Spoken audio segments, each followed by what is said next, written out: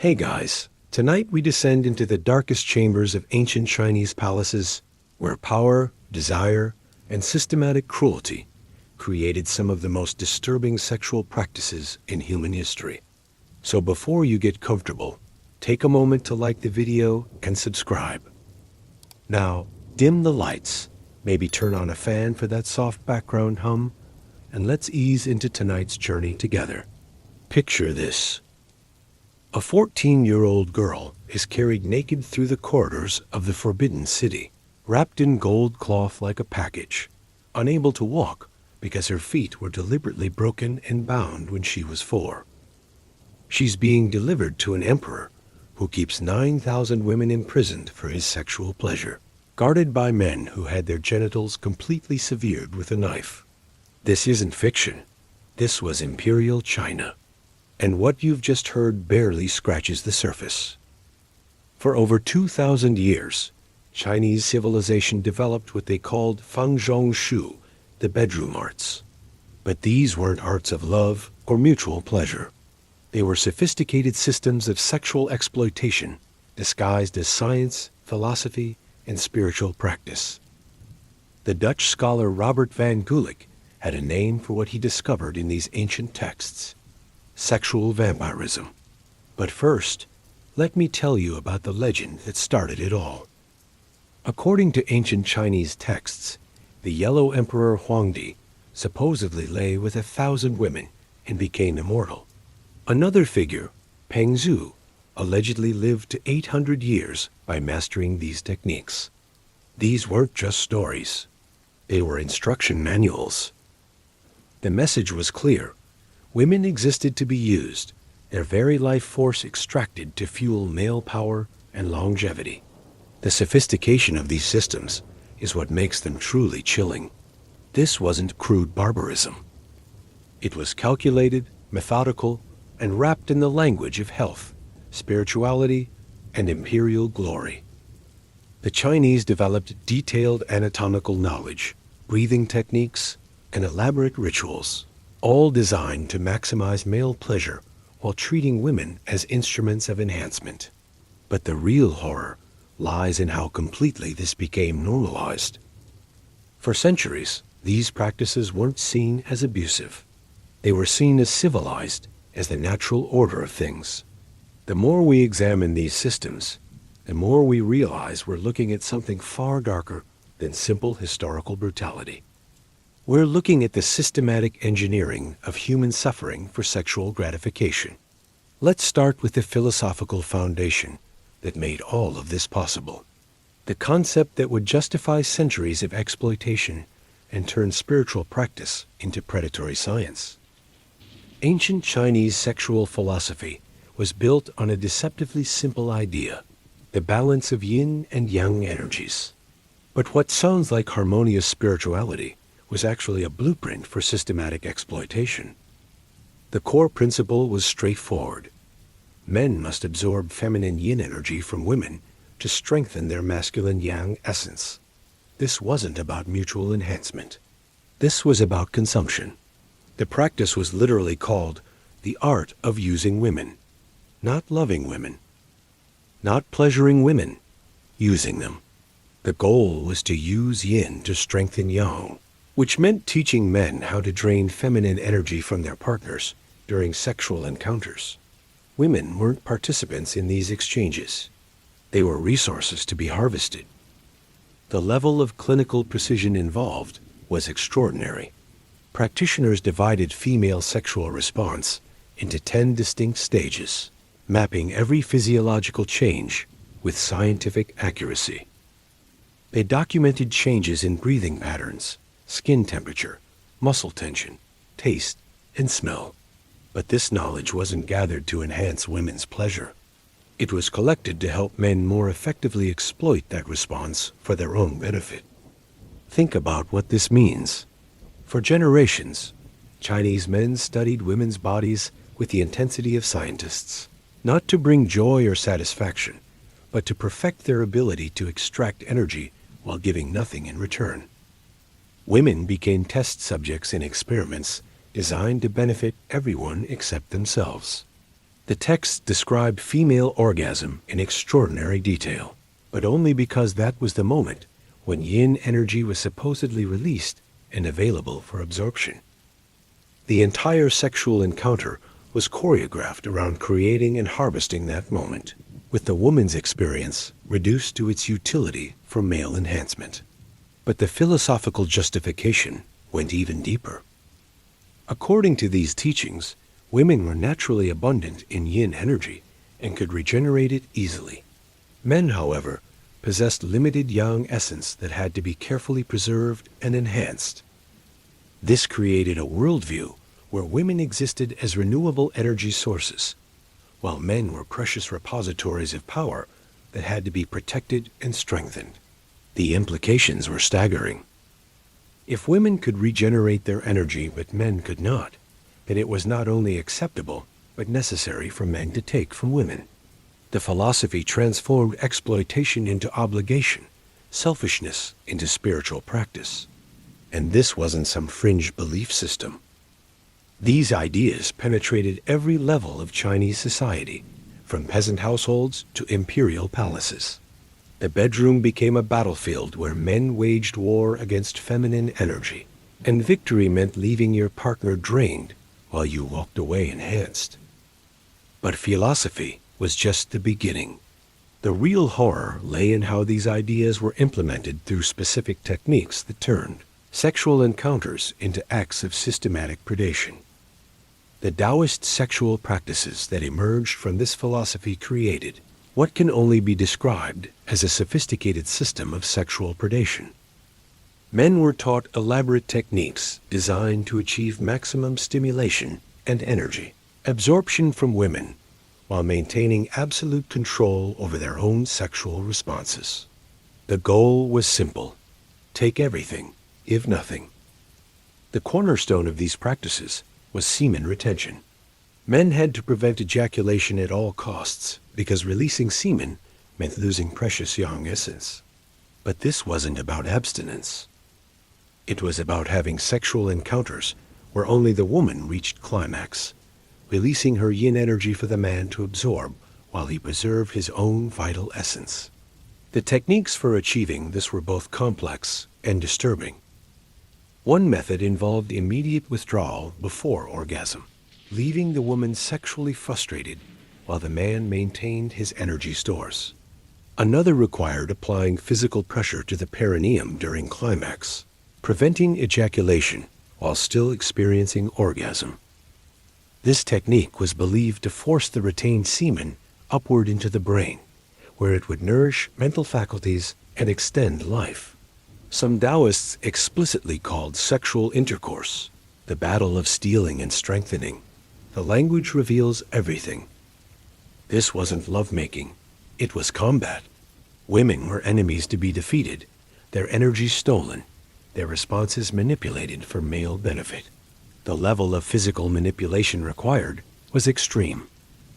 Men spent years learning to control their sexual responses with mathematical precision. They mastered pressure points, breathing techniques, and physical compression methods to prevent the natural release of semen. The training was so intensive that practitioners could achieve orgasm while forcing their ejaculate back into their bodies through sheer muscular control. But perhaps the most disturbing aspect was how these practices were presented as spiritual advancement. Men who mastered these techniques weren't seen as sexual predators. They were viewed as accomplished practitioners who had achieved harmony with cosmic forces. The exploitation was rebranded as enlightenment. The women in these encounters had no agency, no pleasure, and no benefit. They existed purely as vehicles for male enhancement, their bodies used like instruments that could be played to produce the desired results. And because the philosophy taught that women naturally regenerated their energy, there was no concern about what these practices might cost them physically or emotionally. This wasn't tantric spirituality or mutual exploration. It was a systematic method for turning sexual encounters into one-sided energy harvesting operations. And it was so successful that it influenced Chinese sexual culture for over 2 millennia. But these philosophical and technical systems were just the foundation for something even more disturbing. The imperial Chinese state would take these ideas and implement them on a massive scale, creating institutions that turned sexual exploitation into a form of government. The imperial concubine system represents perhaps the most elaborate and systematic form of sexual slavery ever devised by civilization. At its peak, Chinese emperors maintained harems of up to 9,000 women, all imprisoned within the Forbidden City for the sole purpose of serving one man's sexual desires and producing his offspring. These weren't wives in any meaningful sense. They were human livestock, selected, processed, and maintained by a vast bureaucracy dedicated to managing imperial sexuality. The selection process was conducted like a cattle auction, with girls typically aged 14 to 16 evaluated based on virtues, behavior, character, appearance, and body condition. They were reduced to checklists of desirable traits, their humanity erased in favor of their utility as sexual and reproductive resources. The scale of this system defies comprehension. During the Ming Dynasty, an official bureaucracy existed specifically to identify and recruit concubines for the emperor. Thousands of young girls were essentially kidnapped from their families and transported to the capital, where they would spend the rest of their lives in what historians accurately describe as a gilded prison. Once inside the Forbidden City, these women were guarded by eunuchs, men who had been castrated specifically to ensure that the emperor's sexual property remained uncontaminated. The level of control was absolute. Concubines were forbidden from any contact with men other than the emperor, banned from communicating with their families, and prohibited from leaving the palace complex under any circumstances. The psychological torture of this arrangement was calculated and deliberate. Thousands of women were kept in competition with each other for the attention of one man, creating an environment of desperate jealousy and manipulation. Most would never be chosen at all, spending their entire adult lives in enforced celibacy while surrounded by other women in the same hopeless situation. But the system had its own twisted logic. The emperor was seen as the son of heaven, a divine figure whose sexual potency was directly connected to the health of the empire. The more women he possessed, the more powerful he was perceived to be. The concubines weren't just personal property. They were symbols of imperial strength and cosmic harmony. The administrative complexity of managing thousands of sexual slaves required its own bureaucracy. Court records describe rigid rotation systems where concubines were scheduled for imperial attention based on their rank within the hierarchy. Lower-ranking women might wait years for a single night with the emperor. Higher-ranking consorts had more regular access, but lived under constant pressure to maintain their position in the sexual economy of the palace. And this wasn't ancient history that ended with the fall of dynasties. The concubine system persisted well into the 20th century, with the last emperor of China maintaining his harem until the Communist Revolution finally dismantled these institutions.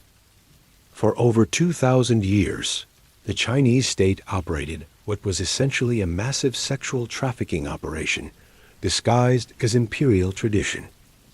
But the concubine system was just one part of a larger pattern of sexual control and exploitation that extended throughout Chinese society. And nowhere was this more evident than in the practice that literally crippled women to make them more sexually appealing to men. Foot binding represents one of history's most systematic programs of physical mutilation, carried out for male sexual gratification. For over 1,000 years, Chinese families deliberately broke and bound the feet of young girls, creating permanent disabilities that served no purpose other than satisfying male fetishes and demonstrating female submission. The process began when girls were as young as 4 years old. Their toes would be broken and folded underneath the sole of the foot, then bound tightly with cloth strips to prevent normal growth and development. The pain was so severe that many girls became bedridden for months during the initial binding process. But the torture didn't end there. The binding had to be maintained continuously throughout their lives to prevent the bones from healing naturally. What makes this practice particularly disturbing is how it was justified and celebrated.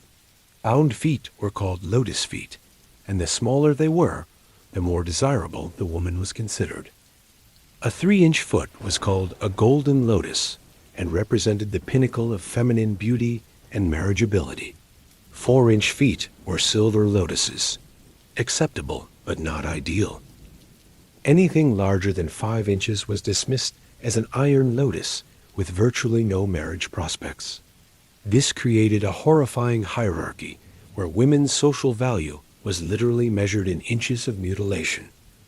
Families would inflict severe physical damage on their daughters, not out of cruelty, but out of love, believing they were improving their future marriage prospects in a society that had eroticized female disability. The sexual fetishization was explicit and culturally pervasive. Bound feet were described as erogenous zones and the most forbidden of them all. Men developed elaborate foot fetishes that were considered not only normal, but refined and sophisticated.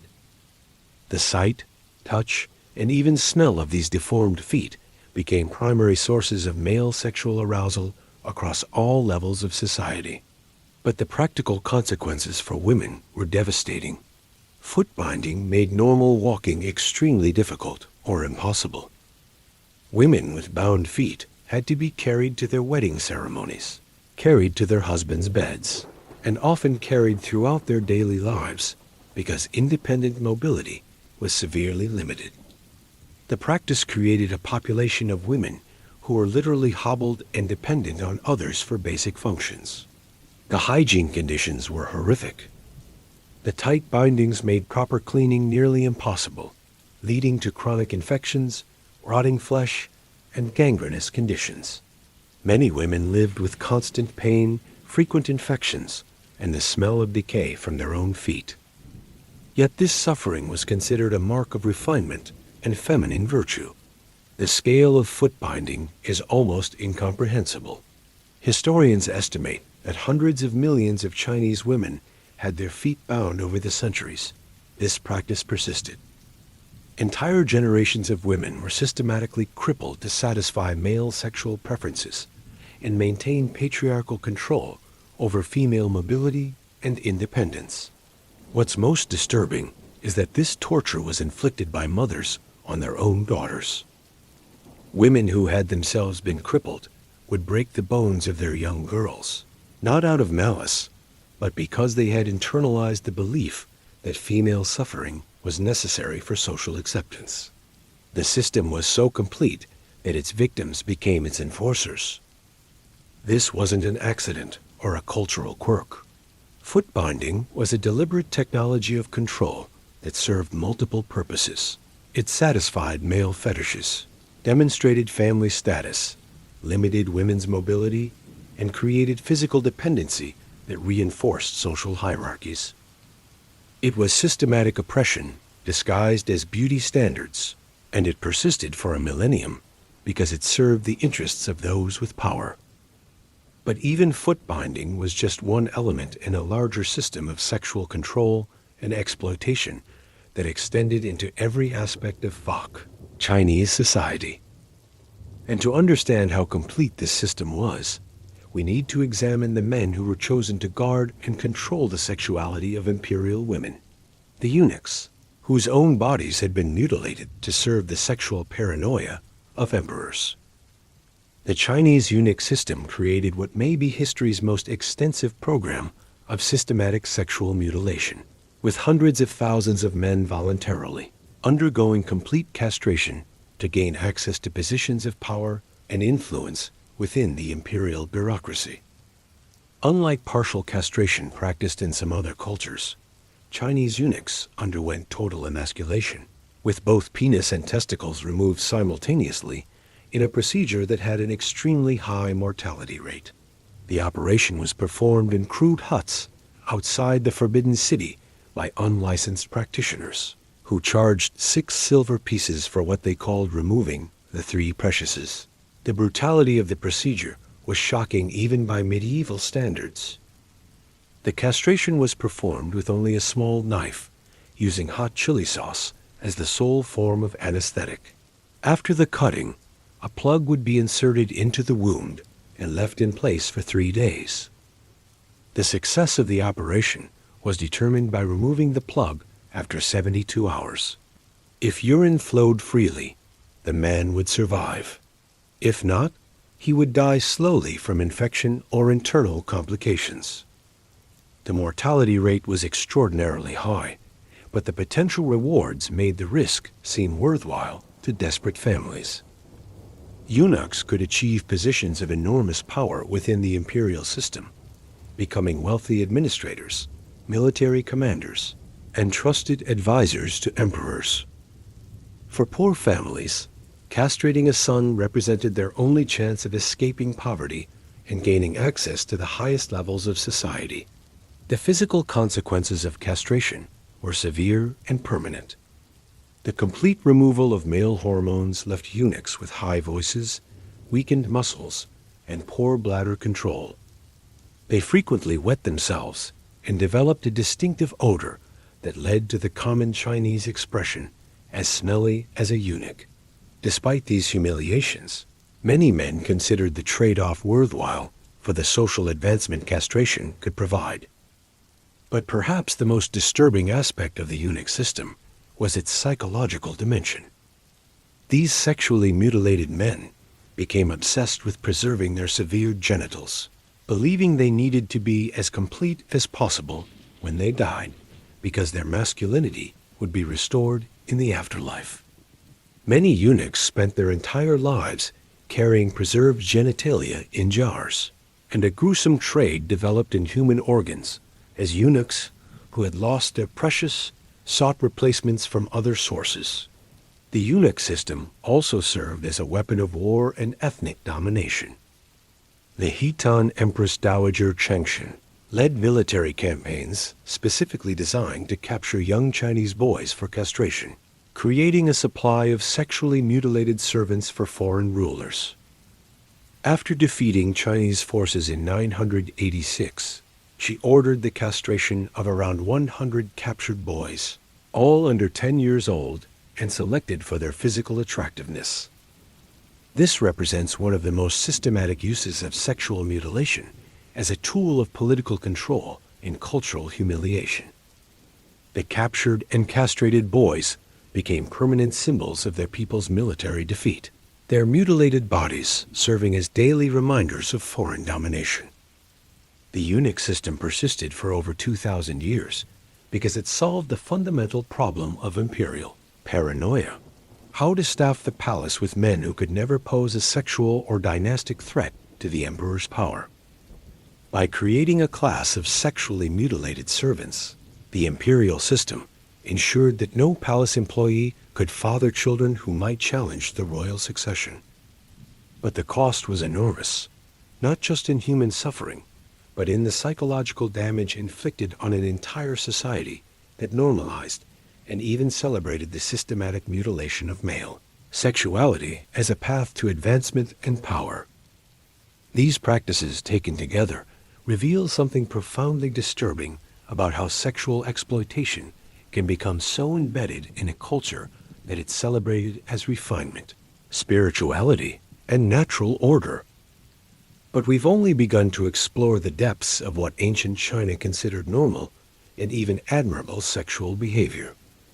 Next, we'll examine how these systems played out in the daily reality of imperial life, where women were literally scheduled and delivered like packages, where children were mutilated for aesthetic purposes, and where the most extreme forms of sexual control were implemented through administrative procedures that treated human beings like inventory in a vast bureaucratic machine designed to serve the appetites of power.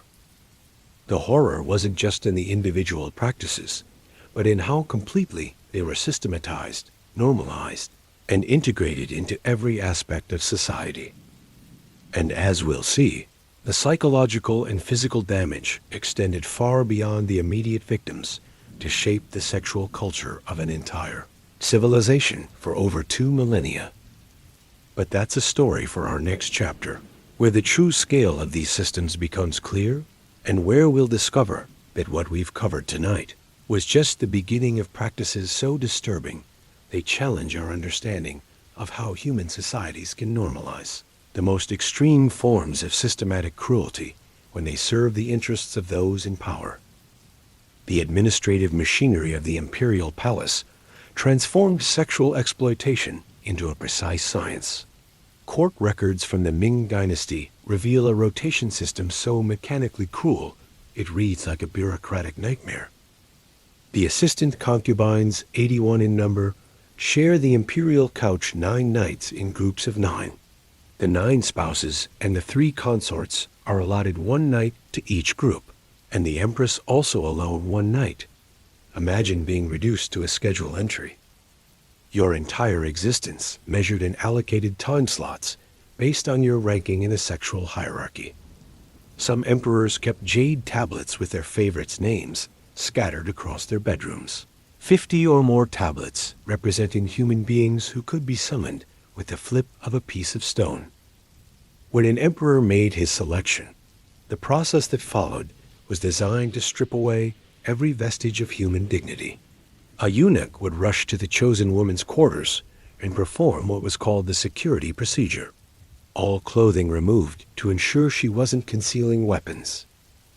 Then she'd be wrapped in gold cloth like a package and carried through the palace corridors by castrated servants.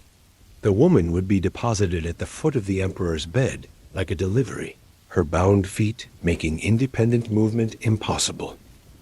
This wasn't romance or even simple lust. This was the industrial processing of human sexuality, complete with quality control measures and inventory management. But the scheduling system reveals something even more disturbing about how these practices were justified. The court astrologers had developed elaborate theories connecting lunar cycles to conception and sexual energy transfer. Women were assigned different nights based not on personal preference or even physical attraction, but on cosmic calculations designed to maximize the emperor's absorption of feminine energy while controlling the production of offspring. The empress and high-ranking wives were scheduled to sleep with the emperor during the full moon, when yin energy was supposedly strongest and most likely to produce children of strong virtue. Meanwhile, lower-ranking concubines were assigned to new moon periods, when their feminine energy could strengthen the emperor's young essence without the risk of creating powerful heirs who might threaten the succession. This reduced women to celestial instruments whose availability was determined by astronomical charts rather than human desire. Your body became a resource to be allocated according to lunar calendars maintained by court mathematicians and astrologers who treated sexuality like agricultural planning. The psychological torture of this system was calculated and deliberate. Thousands of women lived in constant competition, knowing that most would never be chosen at all. They developed elaborate hierarchies of jealousy and manipulation, forming alliances and plotting against each other for the chance at a single night with a man who saw them as interchangeable objects. Some concubines spent decades in the palace without ever being summoned. They aged in isolation, watching younger women arrive and potentially gain favor while their own chances diminished with each passing year. The waste of human potential was staggering. These women often came from educated families, possessed artistic talents, and had intellectual capabilities that were completely ignored in favor of their sexual utility. But the system had its own twisted logic that extended far beyond individual cruelty. The emperor's sexual potency was seen as directly connected to the health of the empire itself. Droughts, floods, military defeats, and economic problems could all be blamed on insufficient imperial virility. This created enormous pressure to maintain vast harems as symbols of cosmic harmony and political strength. The concubines weren't just personal property. They were living talismans whose presence supposedly ensured the stability of the realm. The more women the emperor possessed, the more powerful he was perceived to be by both his subjects and foreign enemies. Sexual slavery became a form of international diplomacy and domestic propaganda. And the women trapped in this system had no recourse, no appeal, no hope of escape.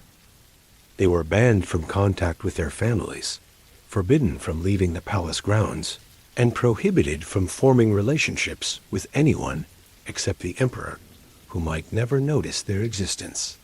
Many went insane from the isolation and despair.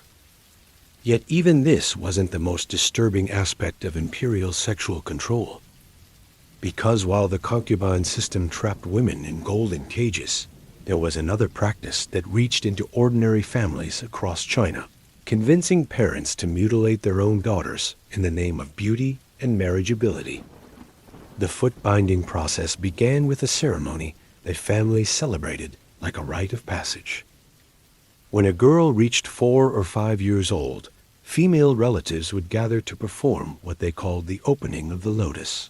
The ritual language disguised what was actually happening, the systematic destruction of a child's feet through deliberate bone breaking and tissue manipulation.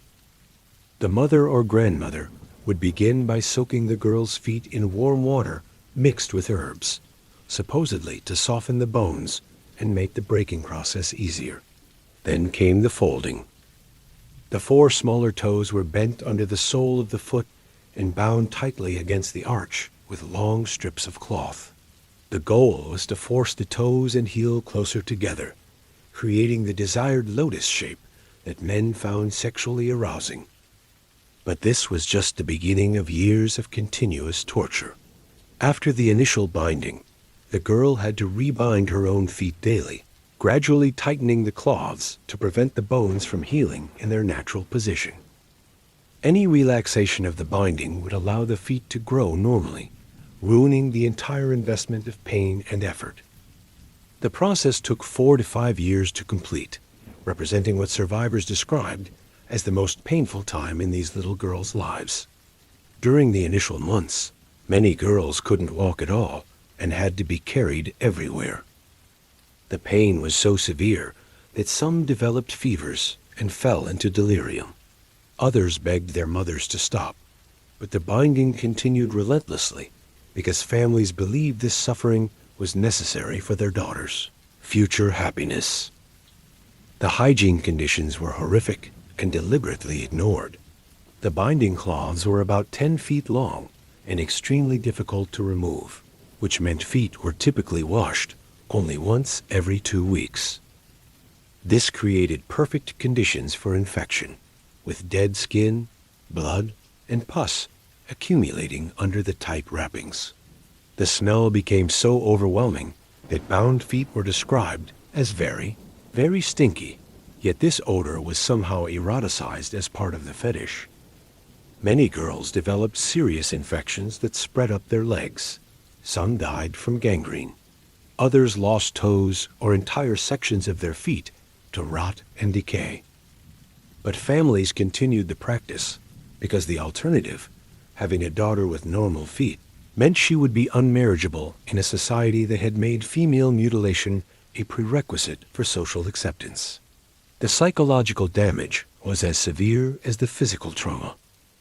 Girls learned that their natural bodies were unacceptable, that love and acceptance required enduring unbearable pain, and that their value as human beings was measured by their willingness to be crippled for male pleasure.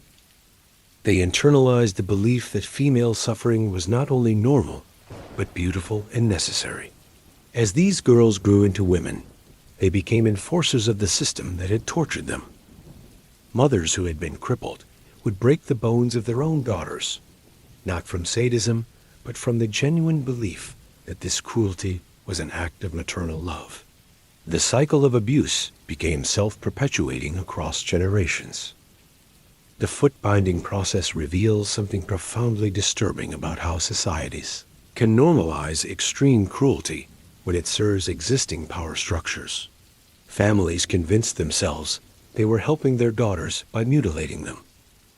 Communities celebrated practices that crippled half their population, and men eroticized the evidence of systematic child abuse, turning women's disabilities into objects of sexual desire. But foot binding was just one element in a larger pattern of sexual control that extended throughout Chinese society. And to understand how completely this system dominated Chinese culture, we need to examine what happened when women tried to resist or fight back against the forces that sought to control and exploit them.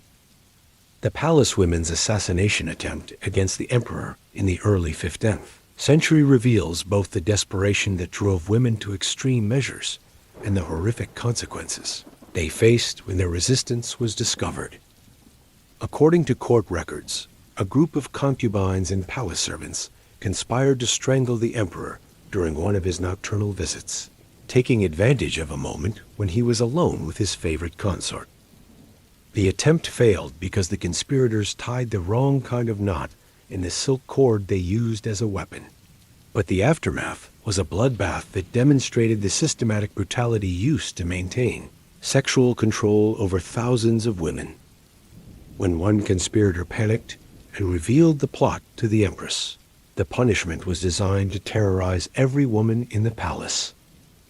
All the conspirators were sentenced to death by slow slicing, also known as death by 1,000 cuts, one of the most torturous execution methods ever devised. The process involved making hundreds of small cuts across the victim's body over a period of hours or days, keeping them conscious and in agony until they finally died from blood loss or shock.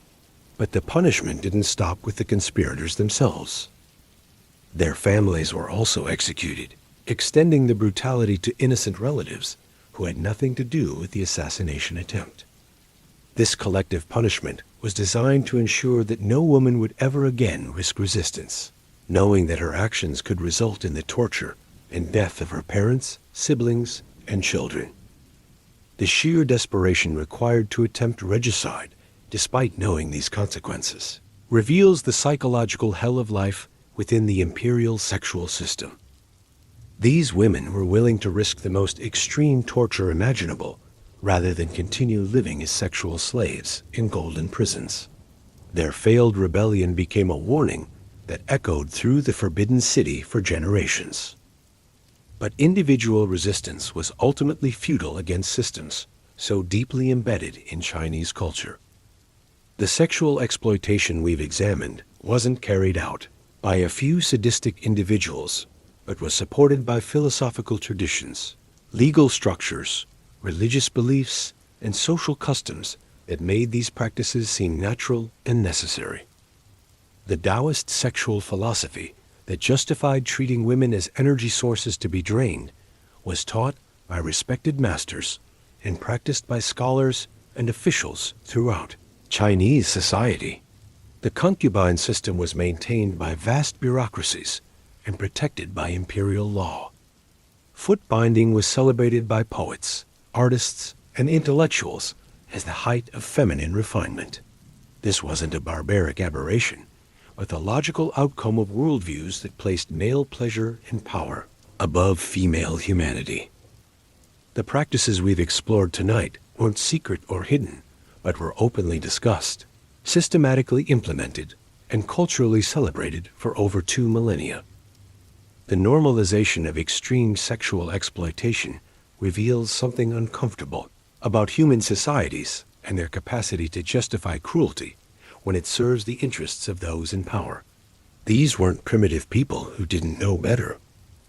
They were sophisticated civilizations that chose to build elaborate systems of sexual control and exploitation because those systems benefited men at the expense of women. The Chinese developed advanced mathematics, invented paper and gunpowder, created beautiful art and literature, and built magnificent cities and monuments. But they also systematically tortured children, enslaved thousands of women for sexual purposes, and mutilated men to serve as guards in their sexual trafficking operations.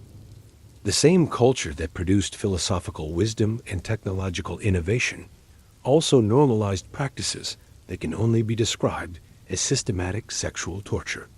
This forces us to confront an uncomfortable truth about human civilization itself.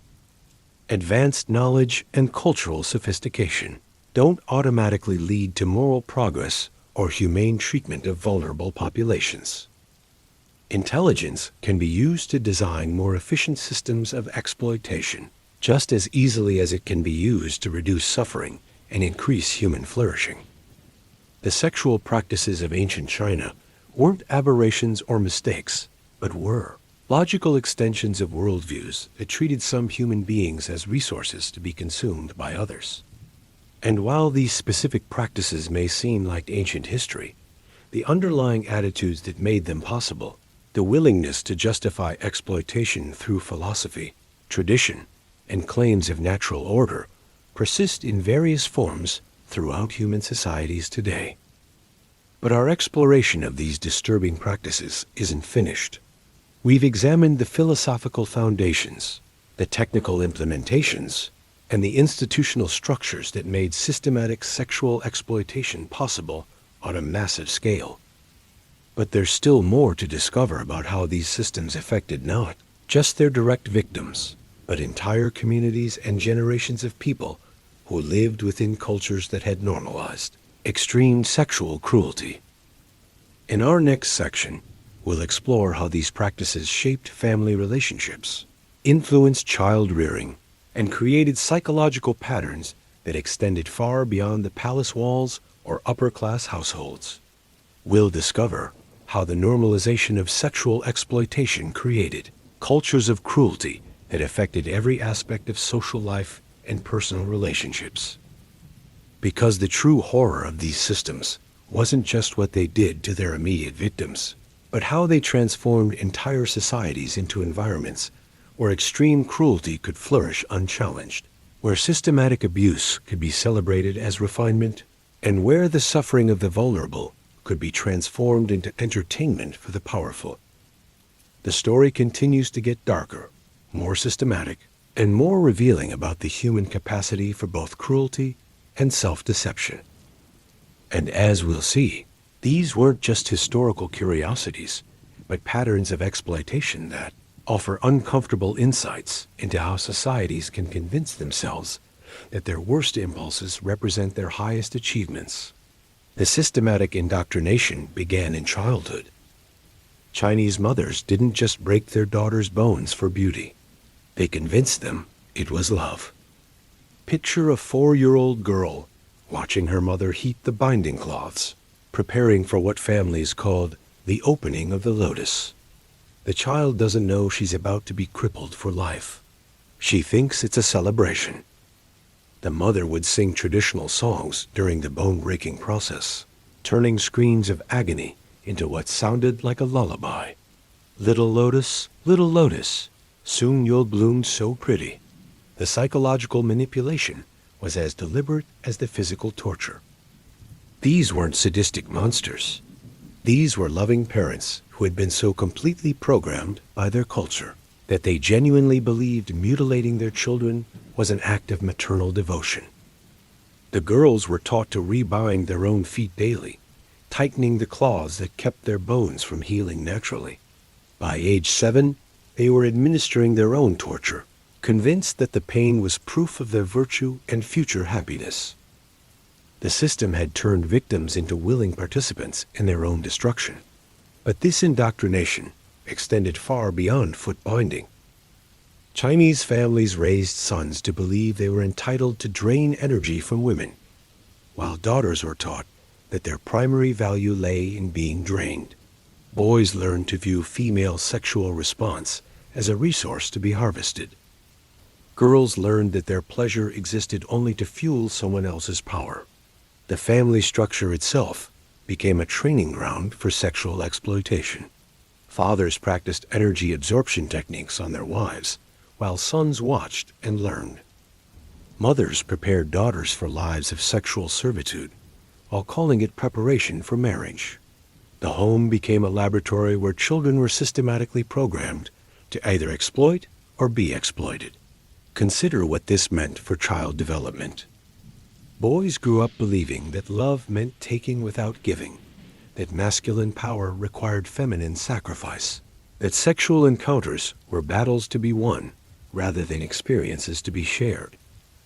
Girls internalized the opposite lessons, learning that love required suffering, that feminine worth demanded self-sacrifice, that their bodies existed primarily for others' benefit. The psychological damage rippled through generations. Women who had been sexually exploited as wives became mothers who prepared their daughters for the same fate. Men who had been raised to view women as energy sources became fathers who taught their sons the same predatory techniques. The cycle of abuse became so normalized that families celebrated their participation in systems designed to destroy human dignity. But the indoctrination wasn't limited to sexual practices. The entire Chinese educational system reinforced these values through literature, poetry, and philosophy that celebrated female suffering and male dominance. Children learned to read using texts that described bound feet as delicate lotus buds and female submission as heavenly virtue. The culture's greatest artistic achievements were built on the celebration of systematic cruelty. Even the language itself was weaponized. The Chinese developed hundreds of poetic terms for describing women's sexual exploitation, making abuse sound beautiful and refined. Foot binding wasn't called bone breaking, but lotus cultivation. Sexual energy absorption wasn't vampirism, but harmonizing yin and yang. The linguistic manipulation made resistance almost impossible because there were no words to accurately describe what was happening to them. The most disturbing aspect was how this programming affected women's relationships with each other. Instead of recognizing their shared oppression, bound women competed against each other, measuring the degree of their mutilation as a source of pride. Concubines formed hierarchies based on their level of sexual exploitation. Mothers bonded with daughters by sharing techniques for enduring abuse. The system turned potential allies into enforcers of their own oppression. This wasn't accidental. The sexual control systems we've examined were designed not just to exploit individual women, but to create entire populations that would willingly perpetuate their own exploitation.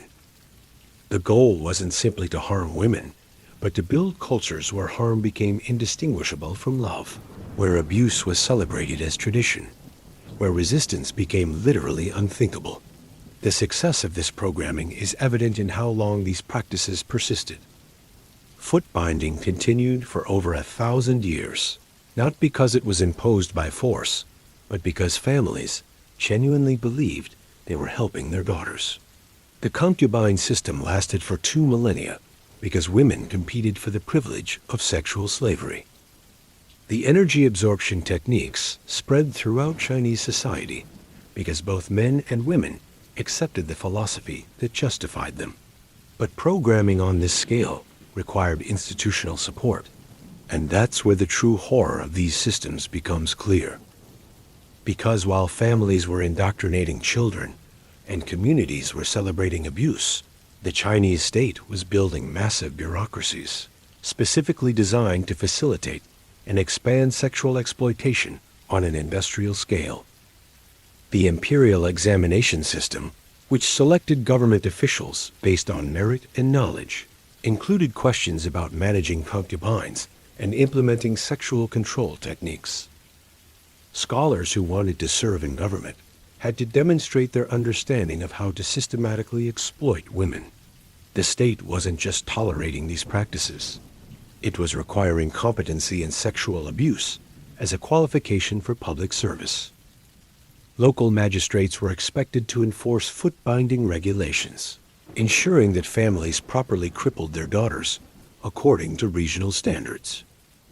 Government inspectors would examine young girls' feet to verify that the bone-breaking process was being carried out correctly. The machinery of government became an enforcement mechanism for systematic child abuse. Tax systems were structured to incentivize sexual exploitation. Families with properly bound daughters paid lower taxes because crippled women were considered more valuable marriage assets that would bring honor to their communities. Economic policy was designed to make child mutilation financially beneficial for parents who might otherwise resist cultural pressure. The legal system codified sexual exploitation into law. Rape laws contained exceptions for husbands, concubine owners, and men practicing energy absorption techniques with willing participants. The definition of willing was so broad that it essentially legalized sexual predation, as long as it was conducted within accepted cultural frameworks. Courts became mechanisms for protecting sexual abusers rather than their victims. Military service included training in the capture and processing of women for sexual slavery. Soldiers were taught to identify suitable candidates for concubinage during conquest campaigns. The army became a recruitment agency for sexual trafficking operations, disguised as military strategy. Even religious institutions participated in the systematic exploitation. Buddhist and Taoist monasteries developed elaborate philosophical justifications for sexual abuse, teaching that women's suffering served cosmic purposes and that men's exploitation of feminine energy advanced spiritual development. Temples became training centers where monks learned and taught techniques for sexual predation. The educational system, legal framework, economic structures, military organization, and religious institutions all work together to create what can only be described as a comprehensive machinery of sexual exploitation. This wasn't a collection of random cruel practices, but a systematic civilization-wide project designed to normalize, facilitate, and expand the sexual abuse of women and children. But the true genius of this system lay in how it convinced its victims to participate willingly. The programming was so complete that resistance became not just dangerous, but psychologically impossible. Women competed for the privilege of being exploited.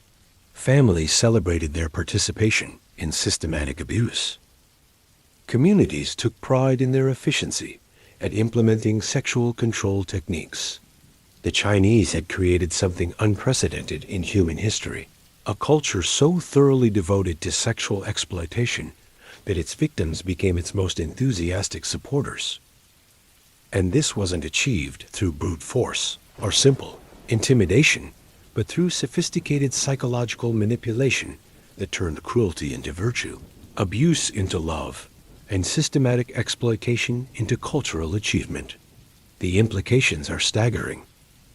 If an entire civilization could be convinced to celebrate practices this extreme, what other forms of systematic cruelty might be hiding behind claims of tradition, spirituality, or cultural refinement? How many societies throughout history have built their greatest achievements on the systematic destruction of human dignity, while convincing themselves they were creating something beautiful? The answer is more disturbing than most people want to contemplate. Because the Chinese weren't unique in their capacity for systematic sexual exploitation, they were simply more thorough, more systematic, and more successful at documenting their methods than most other civilizations. The practices we've explored tonight weren't aberrations, but examples of what human societies are capable of when they decide that some people exist primarily to be consumed by others. But our exploration isn't finished. We've seen how these systems were implemented, justified, and perpetuated across generations. Now we need to examine what happened when they began to collapse, how centuries of systematic exploitation finally came to an end, and what lessons these practices might offer about the human capacity for both cruelty and eventual moral progress. Because while these systems seemed unshakable to the people trapped within them, they did eventually fall. And understanding how and why they collapsed might offer some hope that even the most entrenched forms of systematic exploitation can be challenged and overcome, though usually only after causing immeasurable suffering to countless generations of victims. The story of how these practices ended is as revealing as the story of how they began. And as we'll discover, the forces that finally brought down these systems of sexual exploitation weren't necessarily moral awakening or humanitarian. concern, but often simply the arrival of new forms of power that made the old systems obsolete or inconvenient. The collapse came from unexpected directions and revealed uncomfortable truths about what it actually takes to end systematic exploitation when it becomes embedded in the foundations of an entire civilization. When Western missionaries first encountered foot binding in the 19th century, their horror was genuine, but their understanding was limited. They saw the physical cruelty, but missed the psychological programming that made it possible. Their early attempts to stop the practice failed because they focused on the symptoms rather than the systematic indoctrination that created willing participants in their own destruction. The missionaries established schools for girls with natural feet, but families refused to send their daughters because they believed education was worthless compared to marriageability. They opened hospitals to treat binding injuries, but women avoided them because healing their feet would make them socially unmarriageable. They preached against the practice from pulpits, but congregations nodded politely and continued breaking their daughters' bones at home. The resistance wasn't coming from evil people who enjoyed causing pain. It was coming from loving families who had been so completely programmed by their culture that they couldn't imagine alternatives. The missionaries were fighting not just a practice, but an entire worldview that had shaped Chinese society for over a millennium. The breakthrough came when reformers realized they had to attack the economic and social structures that made foot binding seem necessary, rather than simply condemning the practice itself. They began by changing marriage markets, creating new forms of social status that didn't require mutilated feet.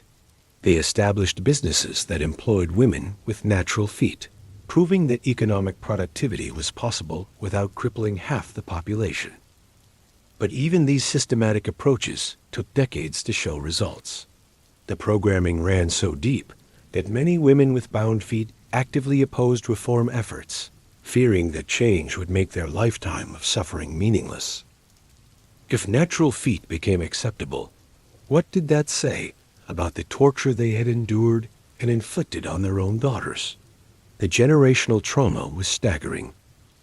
Mothers who had broken their daughters, bones based on sincere beliefs about love and necessity, suddenly discovered they had been participating in systematic child abuse. The psychological damage of this realization was so severe that many families experienced complete breakdowns as the moral foundations of their relationships crumbled. Some women committed suicide rather than face the knowledge that they had tortured their children for no purpose. Others suffered nervous breakdowns that left them unable to function. Entire families were destroyed as the realization of what they had done and experienced became too overwhelming to bear. The collapse of foot binding revealed something crucial about how systematic exploitation maintains itself. It requires the participation of victims who believe they're doing something else. Once that belief is shattered, the entire system becomes unsustainable because people can no longer convince themselves that their suffering serves a noble purpose. The concubine system faced a different kind of pressure, but followed a similar pattern. The arrival of Western concepts about individual rights and human dignity created cognitive dissonance for people who had accepted sexual slavery as natural and necessary. Young Chinese intellectuals began asking uncomfortable questions about practices their grandparents had celebrated. The economic changes brought by industrialization made the massive harems economically unsustainable. Maintaining thousands of sexual slaves required enormous resources that could be more productively invested in modernizing the country's infrastructure and military capabilities. The system that had once demonstrated imperial power became a symbol of wasteful obsolescence. Political pressure from foreign governments, many of which had their own histories of sexual exploitation but had moved beyond the most extreme practices, made the concubine system an international embarrassment. Chinese leaders found themselves defending institutions that made their country appear backward and barbaric to potential trading partners and military allies. But perhaps most importantly, the rise of nationalism and anti-imperial sentiment made practices associated with dynastic rule seem inherently corrupt and anti-Chinese. Revolutionary movements portrayed the concubine system not as a glorious tradition, but as evidence of imperial decadence and foreign influence. The sexual exploitation that had once legitimized power became a weapon against it. The collapse, when it came, was surprisingly rapid.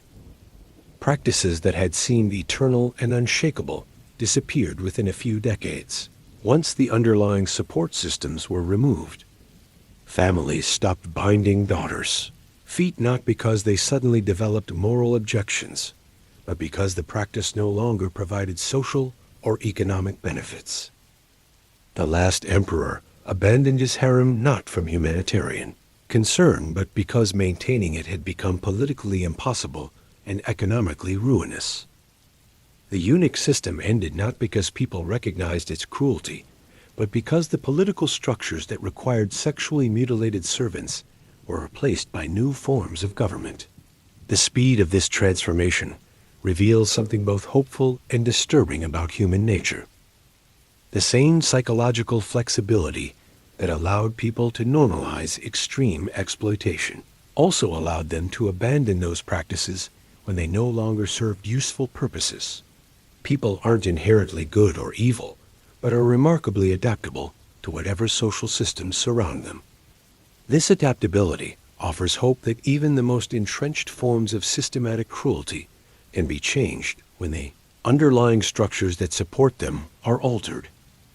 But it also suggests that moral progress is often more fragile than we'd like to believe, dependent on economic, political, and social conditions rather than genuine ethical advancement. The collapse of these systems also revealed the enormous hidden costs of systematic sexual exploitation. When foot binding ended, China suddenly had access to the full mobility and productivity of half its population. When the concubine system was abolished, resources that had been wasted on sexual slavery could be redirected toward education, infrastructure, and economic development. The energy absorption practices that had dominated Chinese sexuality for centuries gave way to more egalitarian approaches to relationships, allowing for the development of partnerships based on mutual respect rather than predatory exploitation. Families could invest in all their children rather than sacrificing daughters for sons' sexual education. But the transition wasn't without costs. Generations of people had built their identities around these practices, and their elimination left psychological voids that weren't easily filled. Many older women who had spent their lives competing within the concubine system struggled to find meaning and purpose in a world that no longer valued their specialized skills at sexual servitude. Men who had been raised to view women as energy sources had to learn entirely new ways of relating to the opposite sex. The learning curve was steep and often unsuccessful, leading to widespread relationship dysfunction as traditional patterns of sexual interaction became socially unacceptable. The collapse of these systems also exposed the enormous amount of human potential that had been wasted over the centuries. How many brilliant women had spent their lives as sexual slaves instead of contributing to science, art, literature, or governance?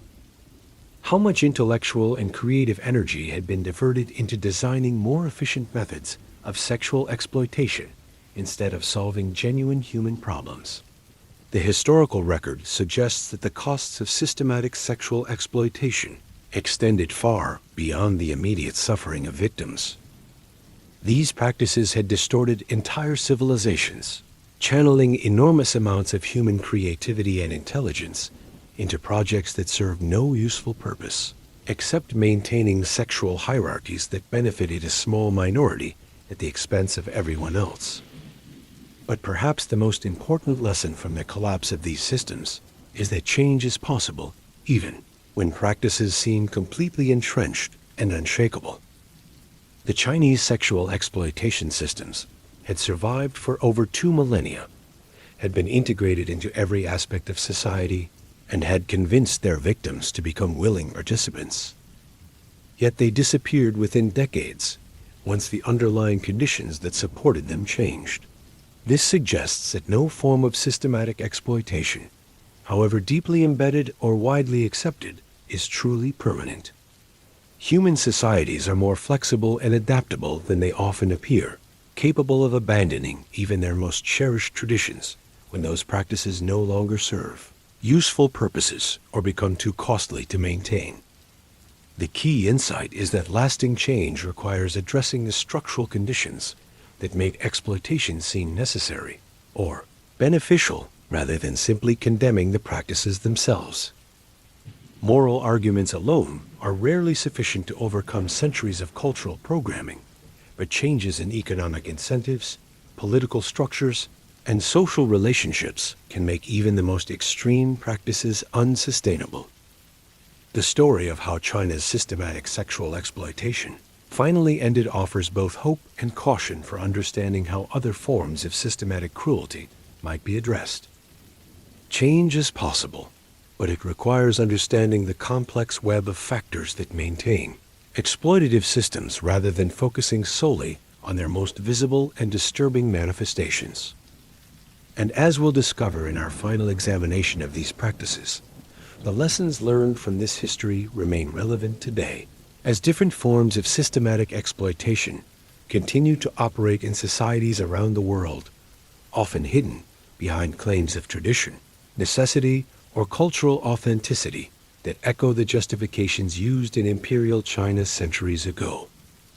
The parallels are more numerous and more disturbing than most people realize, suggesting that while the specific practices may have changed, the underlying human capacity for systematic exploitation and self-deception remains as powerful as ever. The reality of what happened next makes everything we've covered seem almost gentle by comparison. Because while we've explored the systematic exploitation of women and the mutilation of children, we haven't yet discussed what happened when these systems reached their logical conclusion. When the machinery of sexual control became so efficient, so refined, that it began consuming entire bloodlines and destroying the very families it claimed to serve. The imperial succession crisis of the late Ming dynasty reveals how sexual exploitation systems eventually devour themselves. Emperor Wanlei, who reigned from 1572 to 1620, maintained a harem of over 9,000 women. But this wasn't just about imperial excess. It was about a mathematical nightmare that no one had anticipated. With thousands of concubines producing children at random intervals, the palace became flooded with potential heirs whose legitimacy was constantly questioned. The emperor couldn't possibly remember which children were his, leading to a system where DNA testing didn't exist, but political survival depended on proving royal bloodlines. The solution was as brutal as it was efficient. Palace records describe what they called the cleansing of uncertain blood. When imperial children reached adolescence, those whose parentage couldn't be definitively established were quietly eliminated through poisoning, staged accidents, or deliberate exposure to diseases. This wasn't occasional violence. It was systematic infanticide disguised as quality control. The mothers of these murdered children weren't told directly about their fate. Instead, they were informed that their sons or daughters had been selected for special imperial service and transferred to distant provinces. Some women spent years writing letters to children who had been dead for months, never learning the truth about what had happened to them. But the system created an even more disturbing dynamic. Concubines began murdering each other's children preemptively, reasoning that eliminating potential rivals would protect their own offspring. The palace became a killing field where women who had been forced into sexual slavery were now forced into becoming child murderers to protect the children born from their exploitation. The psychological trauma was so severe that many concubines suffered complete mental breakdowns. Palace physicians developed elaborate treatments for what they called mother madness, a condition where women would alternate between catatonic depression and violent episodes, where they would attack anyone who approached the remaining children. Some mothers began killing their own newborns immediately after birth, believing that death in infancy was preferable to the torture of growing up in a system designed to eliminate them. The palace that had been created to produce imperial heirs was now systematically destroying them faster than they could be born. The emperor himself, supposedly the beneficiary of this massive sexual machinery, became increasingly paranoid and isolated. Surrounded by thousands of women and children, most of whom he couldn't identify, and many of whom might be planning his assassination, Wanli retreated into his private chambers and refused to participate in government for years at a time. Court records describe him as spending entire days hiding in sealed rooms, convinced that his food was poisoned, his servants were spies, and his own children were plotting against him. The sexual control system that was supposed to demonstrate his power had made him a prisoner of his own paranoia. But this wasn't an isolated incident. Similar patterns emerged throughout Chinese history whenever sexual exploitation systems reached critical mass. The Qing dynasty faced the same problems centuries later, leading to the development of even more sophisticated methods of sexual control and child elimination. The bureaucratic records from this period read like administrative manuals for systematic murder. There were official procedures for determining which children to eliminate, standardized methods for carrying out the killings, and detailed accounting systems for tracking the costs of disposal. Human life had been reduced to inventory management in a sexual trafficking operation disguised as imperial governance. The families who had willingly participated in these systems by offering their daughters to the imperial harems suddenly found themselves complicit in the murder of their own grandchildren. The realization that their sacrifice had led not to honor and advancement, but to the systematic elimination of their bloodlines, created waves of family destruction that extended far beyond the palace walls.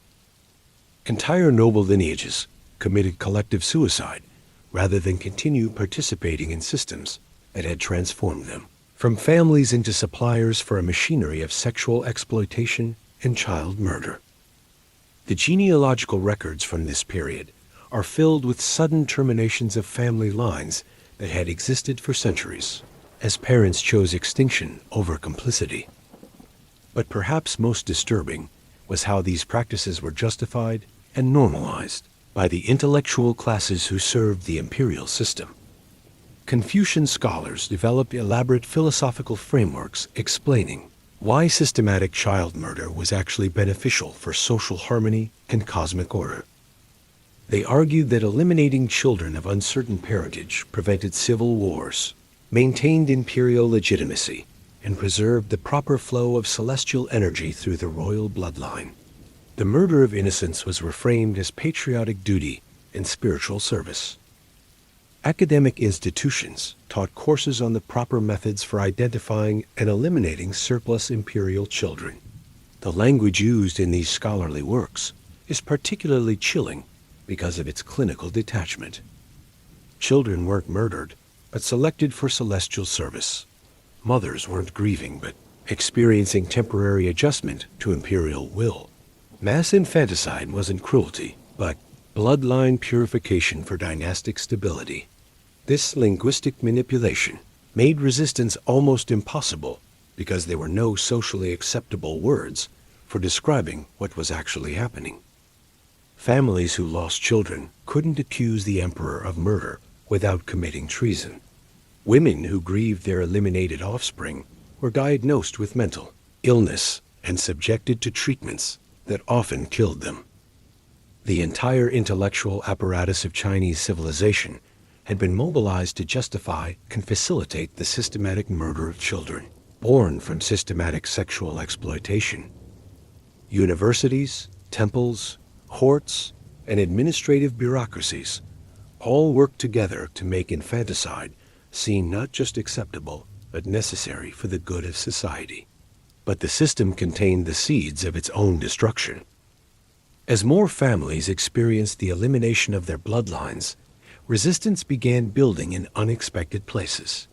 Not from moral objection to child murder, but from practical concerns about family survival and economic continuity. Noble families who had invested generations in gaining access to the imperial court suddenly realized that participation guaranteed the extinction of their lineages. Merchants who had built businesses around supplying the palace system found their customer base literally dying out faster than it could be replaced. Even the bureaucrats who administered the sexual exploitation machinery began questioning systems that were consuming more resources than they produced. The collapse, when it came, wasn't driven by humanitarian concerns, but by practical recognition that the sexual control systems had become so efficient at destroying human life that they threatened the survival of Chinese civilization itself. The machinery designed to demonstrate imperial power was actually undermining the population base needed to sustain the empire. But understanding how these systems self-destructed reveals something crucial about the nature of systematic exploitation. The same psychological and administrative mechanisms that make such systems possible also make them inherently unstable over time. The efficiency that allows systematic cruelty to operate eventually turns against the system itself. The sexual exploitation practices we've examined weren't just morally horrific. They were also economically wasteful, politically destabilizing, and ultimately self-defeating. The resources invested in maintaining massive harems, mutilating children, and eliminating surplus population could have been used to build infrastructure, develop technology, or strengthen military capabilities. The intellectual energy devoted to justifying and perfecting methods of sexual control could have been applied to solving genuine problems like disease, famine, or foreign invasion. The administrative competence demonstrated in managing these systems showed that Chinese civilization possessed remarkable organizational capabilities that were being misdirected toward ultimately destructive purposes. This suggests something both hopeful and disturbing about human societies. The same organizational skills that enable systematic cruelty also make it possible to create systems of genuine human flourishing. The choice between these alternatives often depends more on the incentives and power structures within a society than on the moral character of individuals. But there's another lesson embedded in this history that's particularly relevant today. The most dangerous forms of systematic exploitation aren't those that appear obviously evil to contemporary observers. They're the practices that seem normal, necessary, or even beneficial to the people participating in them. The Chinese didn't maintain these sexual control systems because they were uniquely cruel or morally deficient. They maintained them because those systems had become so embedded in their culture that alternatives seemed impossible to imagine. The practices were justified by respected philosophies, supported by established institutions, and participated in by people who genuinely believed they were doing the right thing. This raises uncomfortable questions about practices in our own time that might seem obviously wrong to future generations, but appear normal or even beneficial to us. How many of our current institutions might be enabling systematic exploitation while convincing participants that they're contributing to human progress or social stability? The answer is probably more disturbing than most people want to consider. Because if highly intelligent, culturally sophisticated people could convince themselves that systematic child mutilation and sexual slavery were expressions of advanced civilization, what forms of systematic cruelty might we be normalizing today without recognizing their true nature? The Chinese sexual exploitation systems didn't collapse because people suddenly developed better moral sensibilities. They collapsed because changing economic and political conditions made them unsustainable. This suggests that moral progress isn't automatic or inevitable, but depends on structural changes that make cruelty too costly to maintain. But it also suggests that without conscious effort to identify and challenge systematic exploitation, Societies can maintain horrifically cruel practices for centuries, while convincing themselves they represent the highest achievements of human civilization. The capacity for self-deception appears to be as limitless as the capacity for cruelty itself. The sexual practices we've explored tonight weren't historical aberrations, but examples of what human societies are capable of when systematic exploitation becomes normalized and institutionalized. Understanding this history isn't just about learning what happened in ancient China. It's about recognizing patterns that continue to operate in different forms throughout the world today. The methods change, the justifications evolve, but the underlying dynamics of systematic exploitation remain remarkably consistent across cultures and centuries. Power structures that benefit from cruelty will always find ways to make that cruelty seem necessary, beneficial, or inevitable to the people participating in it. But the history also suggests that change is possible when enough people recognize these patterns and work to alter the structural conditions that maintain them. The Chinese systems that seemed eternal and unshakable did eventually collapse when they became too costly and destructive to sustain. The question facing any society is whether it will wait for systematic exploitation to become unsustainable through its own internal contradictions, or whether it will make conscious efforts to identify and eliminate such practices before they cause immeasurable suffering to countless generations of victims. The answer to that question determines not just the moral character of a civilization, but ultimately its capacity for survival and genuine human flourishing. Because, as the Chinese discovered, societies that organize themselves around the systematic exploitation of their most vulnerable members eventually consume themselves in the process. The practices may seem like ancient history, but the patterns they reveal about human nature, social organization, and the normalization of cruelty remain as relevant today as they were 2,000 years ago. And that's perhaps the most disturbing lesson of all.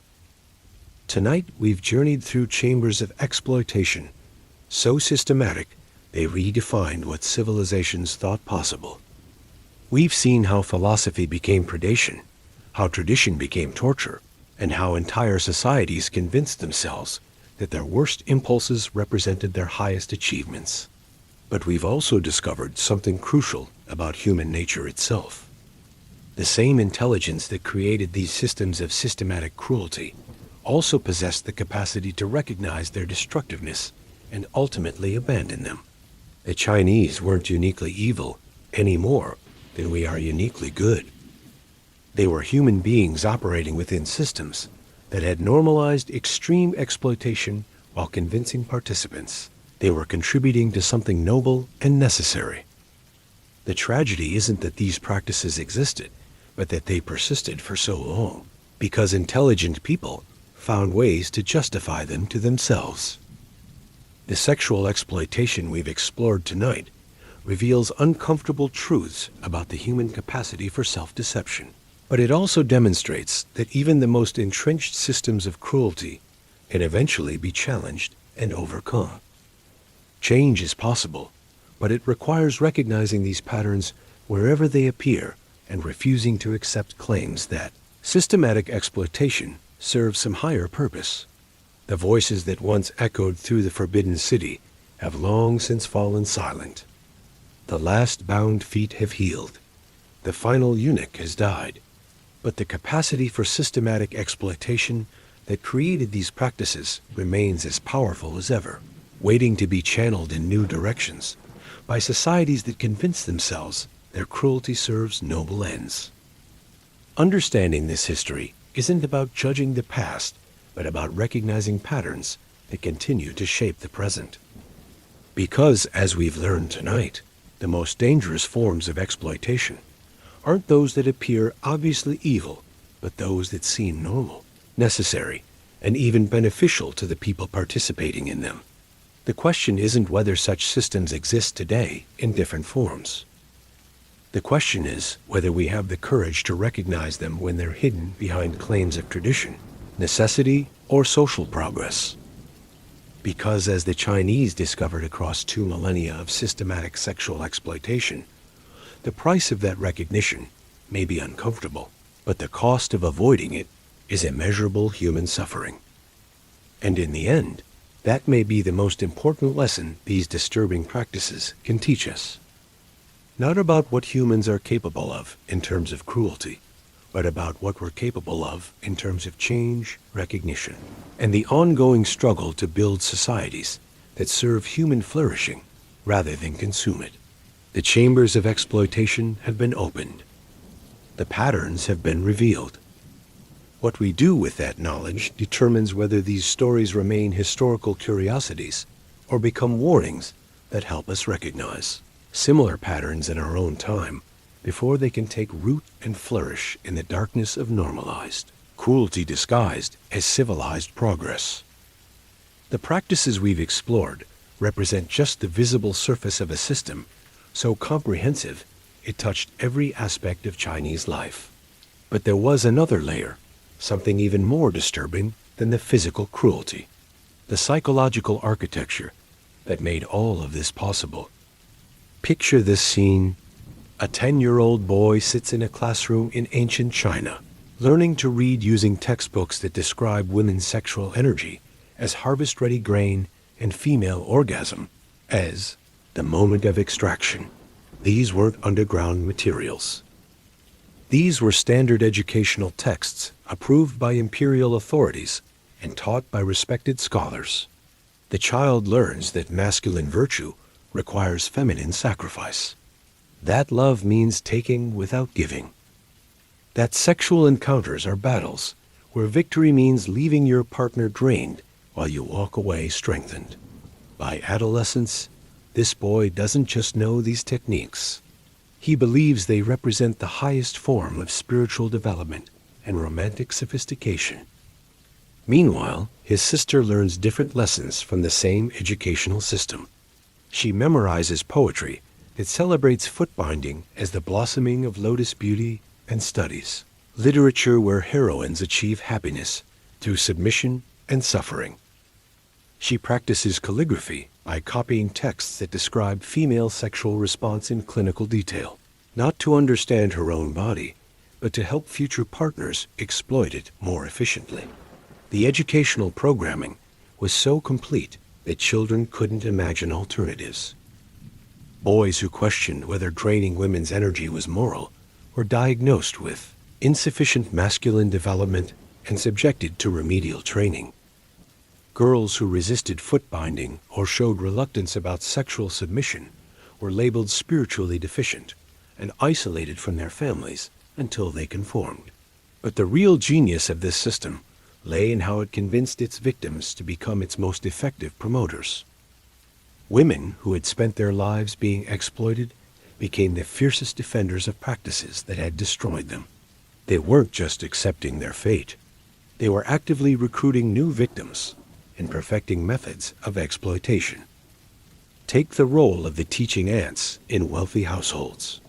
These were older concubines who had survived decades in the system and been assigned to train younger women in the arts of sexual servitude. They would spend months with new arrivals, demonstrating proper responses to male energy extraction techniques and explaining why resistance was both futile and spiritually harmful. The teaching aunts weren't bitter or broken. They were proud professionals who saw themselves as preserving important cultural knowledge. They had transformed their own exploitation into expertise, their suffering into social status.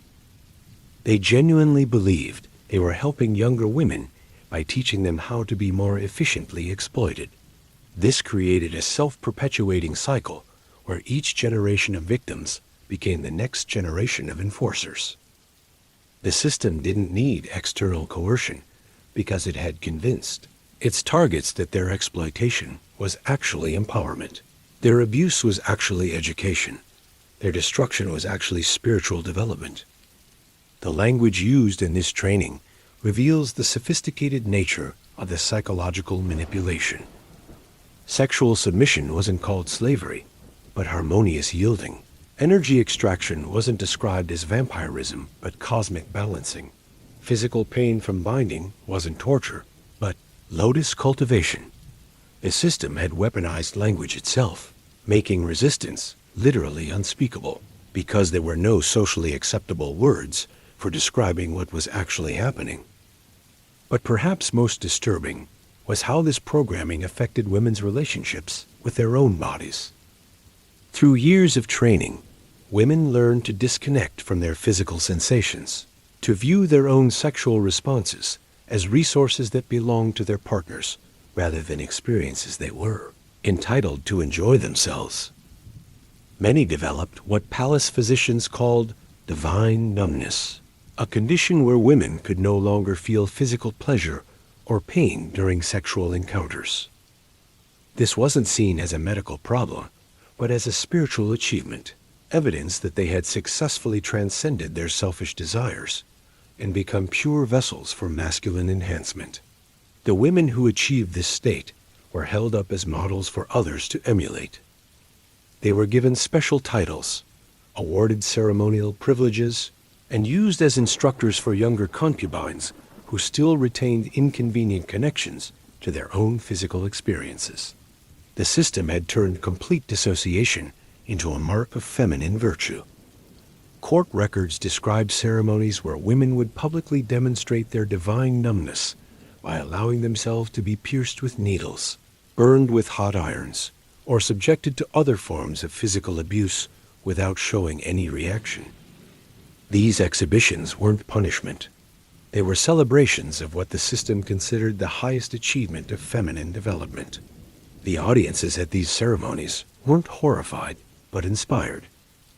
They saw women who had achieved perfect submission, complete selflessness, total dedication to serving others without any concern for their own experience. The systematic destruction of human consciousness was presented as spiritual enlightenment. But the programming went even deeper than individual psychology. The system had to convince entire communities that practices this extreme served some greater good, and it accomplished this through what can only be described as the industrialization of justification. Every aspect of Chinese intellectual life was mobilized to provide philosophical, religious, medical, and economic rationales for systematic sexual exploitation. Universities developed entire academic departments dedicated to studying the most efficient methods of energy extraction. Medical schools taught courses on the health benefits of sexual vampirism.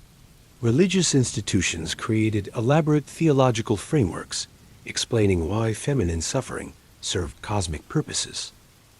The scholarly literature produced by these institutions was staggering in its volume and sophistication. Thousands of texts, treatises, and commentaries, all devoted to analyzing, refining, and justifying practices designed to systematically exploit women and children. The intellectual firepower directed toward legitimizing cruelty was greater than what most civilizations applied to solving genuine human problems. But this wasn't just academic exercise. These scholarly works had practical applications that shaped policy at every level of society. Local magistrates used university research to determine optimal foot binding techniques for their districts. Military commanders consulted medical texts when selecting women for sexual slavery during conquest campaigns. Tax collectors referenced economic studies that calculated the monetary value of properly exploited feminine energy. The entire apparatus of Chinese learning had been transformed into a support system for systematic exploitation. Knowledge wasn't being pursued to reduce suffering or increase human flourishing. It was being developed to make cruelty more efficient, exploitation more profitable, and resistance more difficult. The scholars who produced this work weren't sadistic monsters. They were respected intellectuals who genuinely believed they were contributing to human knowledge and social progress. They saw themselves as scientists studying natural phenomena, philosophers exploring cosmic principles, and educators preserving important cultural wisdom. Many of these scholars were themselves products of the systems they studied, men who had been raised to view women as energy sources, women who had been trained to see their own exploitation as spiritual development. They couldn't recognize the cruelty they were analyzing because they had been programmed from childhood to see it as natural, necessary, and beneficial. The result was a civilization that had achieved remarkable intellectual sophistication while remaining completely blind to the systematic destruction of human dignity that formed the foundation of its social organization. The same culture that produced advanced mathematics, beautiful art, and profound philosophy was also perfecting methods of sexual torture and child mutilation. This blindness wasn't accidental. It was cultivated through educational systems that taught people to compartmentalize their thinking, to separate intellectual achievement from moral consideration, to pursue knowledge without questioning its applications or implications. The scholars were trained to be brilliant within very narrow parameters, while remaining deliberately ignorant about the broader consequences of their work. But perhaps the most chilling aspect of this intellectual apparatus was how it prepared for objections and resistance. The system had anticipated criticism and developed sophisticated responses to every possible moral, practical, or philosophical challenge. Religious objections were countered with alternative theological interpretations that portrayed exploitation as divine will. Economic concerns were addressed with studies demonstrating the financial benefits of sexual control systems. Medical criticisms were deflected with research showing health advantages for both exploiters and victims. Even emotional appeals were systematically undermined through psychological theories that reframed compassion as weakness, empathy as spiritual confusion, and moral objection as evidence of insufficient enlightenment. The system had made itself intellectually bulletproof by creating scholarly frameworks that could absorb and neutralize any form of criticism. This meant that resistance couldn't emerge from within the system itself. The intellectual and educational structures were too completely compromised to generate genuine alternatives. Change would have to come from external pressures that the system hadn't anticipated and couldn't easily absorb. But internal change was also difficult because the programming had created populations that genuinely couldn't imagine alternatives. When people finally began questioning these practices, the psychological disruption was often so severe that individuals and families experienced complete breakdowns rather than successful transitions to healthier relationships.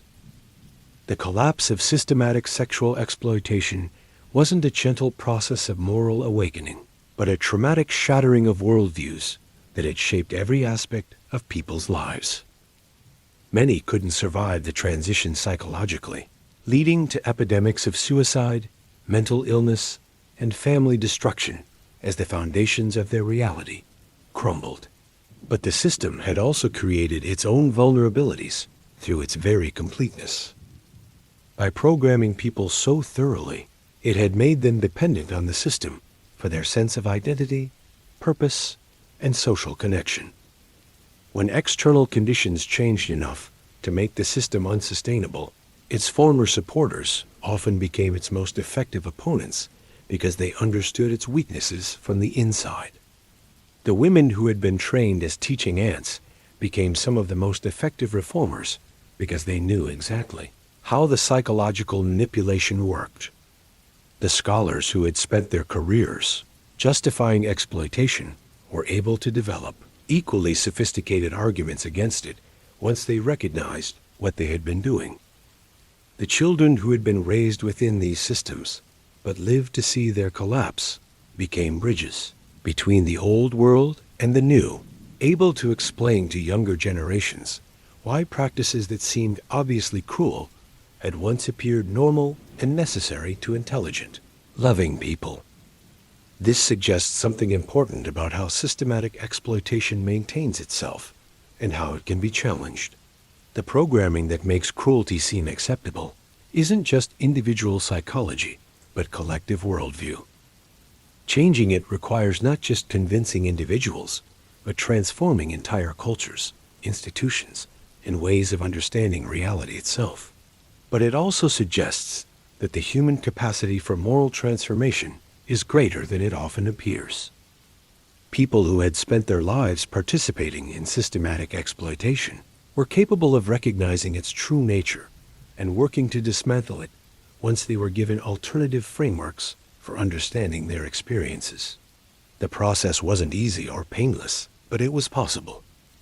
And understanding how it happened in China might offer insights into how similar transformations could occur in other contexts where systematic exploitation has become normalized and institutionalized.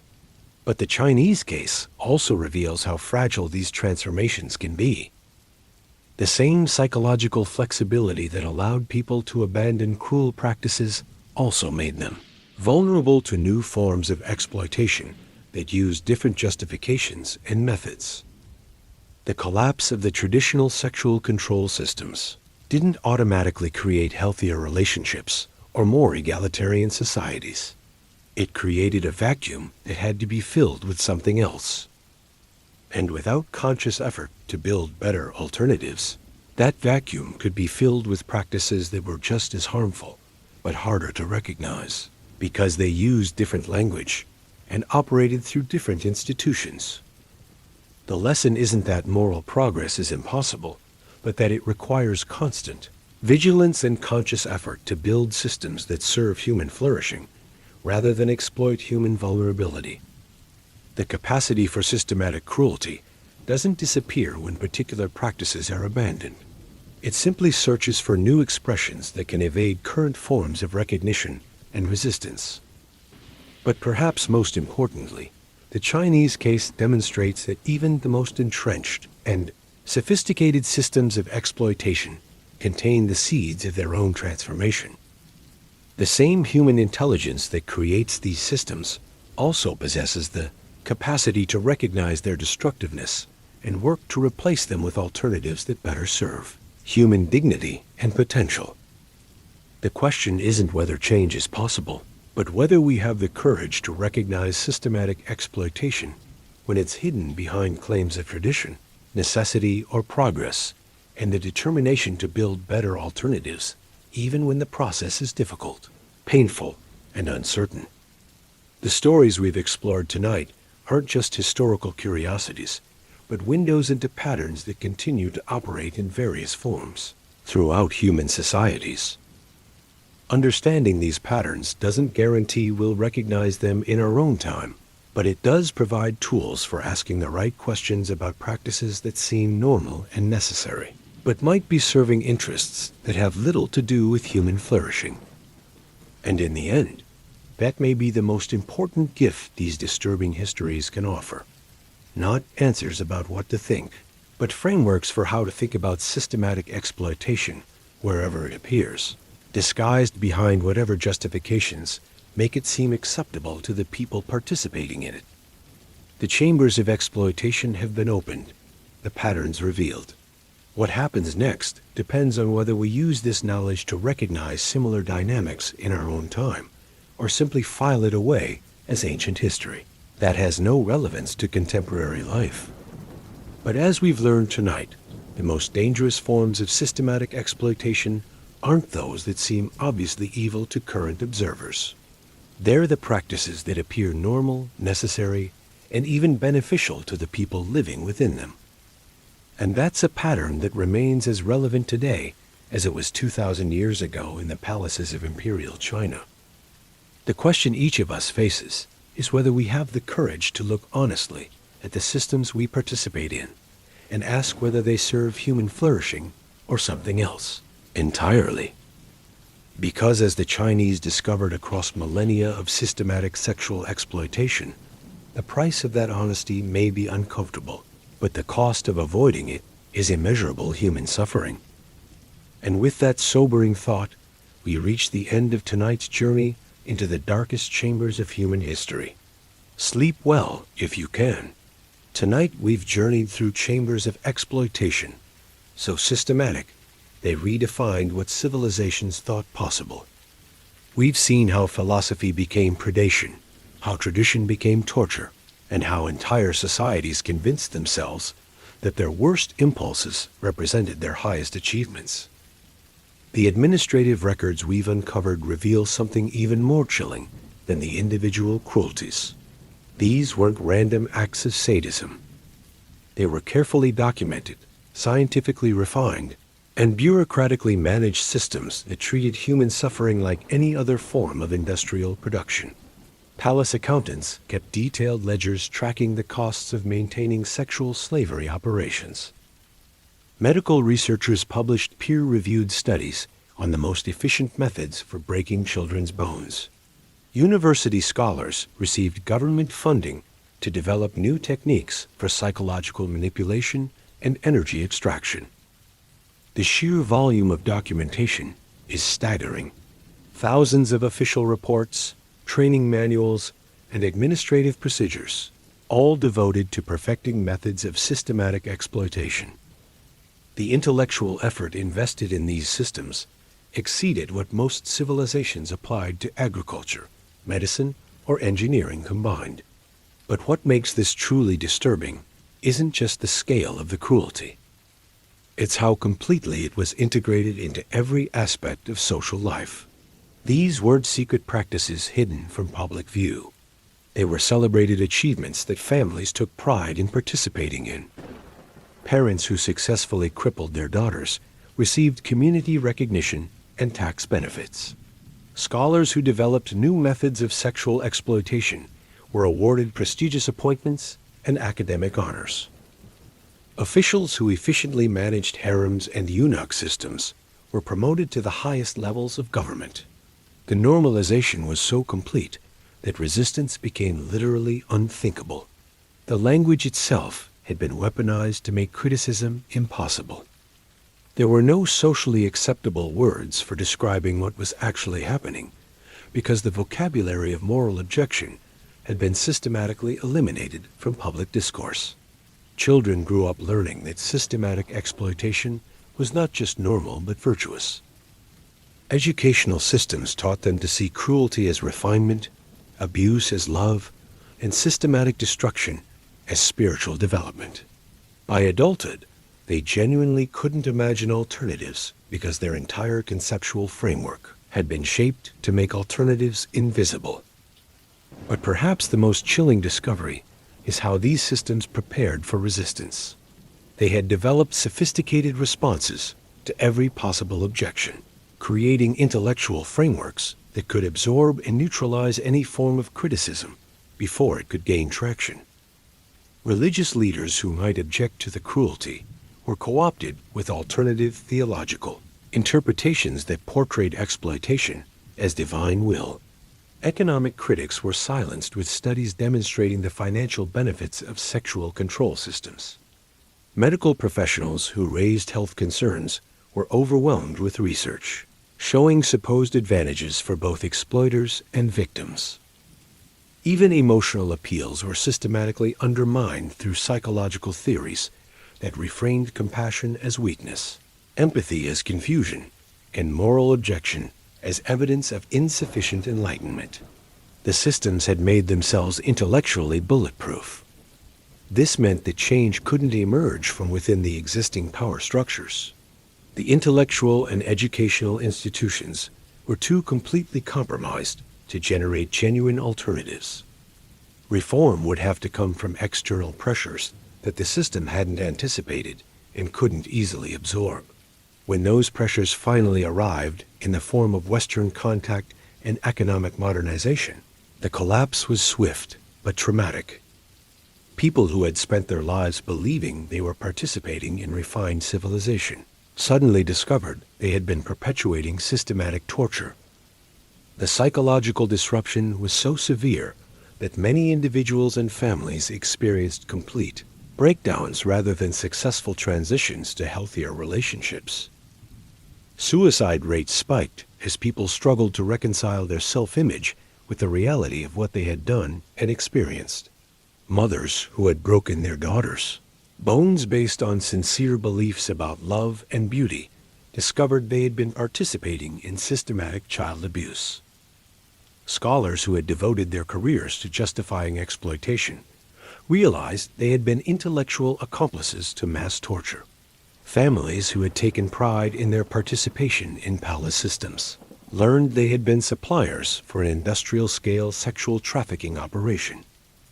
The generational trauma extended far beyond the immediate participants. Children who had been raised within these systems but lived to see their collapse became bridges between worlds, trying to explain to younger generations how practices that seemed obviously cruel had once appeared normal and necessary to intelligent, loving people. But the collapse also revealed the enormous hidden costs of systematic sexual exploitation. When foot binding ended, China suddenly had access to the full mobility and productivity of half its population. When harems were abolished, resources that had been wasted on sexual slavery could be redirected toward education, infrastructure, and economic development. The intellectual energy that had been devoted to perfecting methods of exploitation could finally be applied to solving genuine human problems.